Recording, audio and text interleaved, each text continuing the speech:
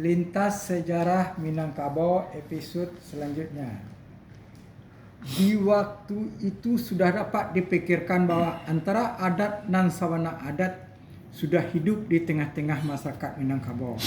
Mengingat akan ajaran adat Minangkabau itu sendiri, yaitu alam takambang jadi guru, sedangkan adat dan sawana adat berisi tentang hukum-hukum alam yang tidak berubah dari dahulu sampai sekarang. Seperti dikatakan, adat api membakar, adat air membasahi, adat tajam melukai, adat runcing mencucuk, dan sebagainya. Dalam kurung bahasa Indonesianya, adat api membakar, adat air membasahi, adat tajam melukai, adat runcing mencucuk. Demikian juga dengan adat yang diadatkan sudah pada waktu itu, yaitu sebagai hukum yang berlaku dalam masyarakat. Barangkali di zaman inilah berlakunya apa yang dikenal dengan hukum adat yang bersifat zalim dan tidak boleh dibantah, yaitu hukum adat bernama simumbang jatuh.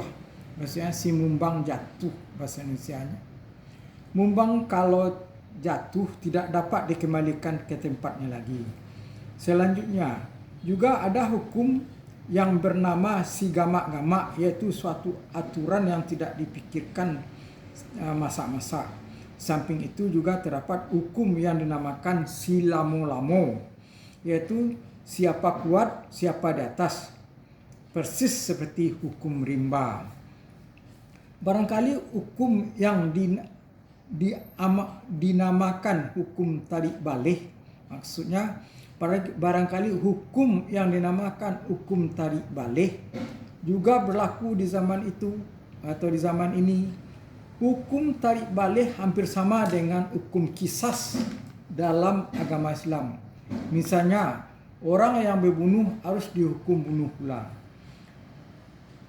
Dan selanjutnya, keempat, macam hukum adat itu memang sesuai dengan zamannya, di mana belum terlalu banyak pertimbangan terhadap sesuatu yang dihadapi dalam kehidupan.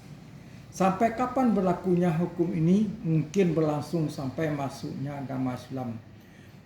Sampai berlakunya masuk agama Islam pertama ke Minangkabau, kira-kira abad ke-7. Zaman purba Minangkabau berakhir dengan masuknya Islam ke Minangkabau, yang kira-kira abad ke-7, di mana buat pertama kali di Sumatera Barat atau di Minangkabau sudah didapati kelompok masyarakat Arab tahun 674. Kelompok masyarakat Arab ini sudah menganut agama Islam.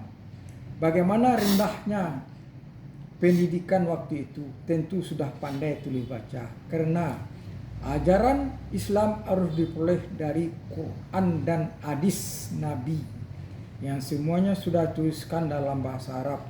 Dengan demikian di akhir bahagian ketiga abad ke-7 itu zaman purba Minangkabau sudah berakhir. Oke Pak Yus.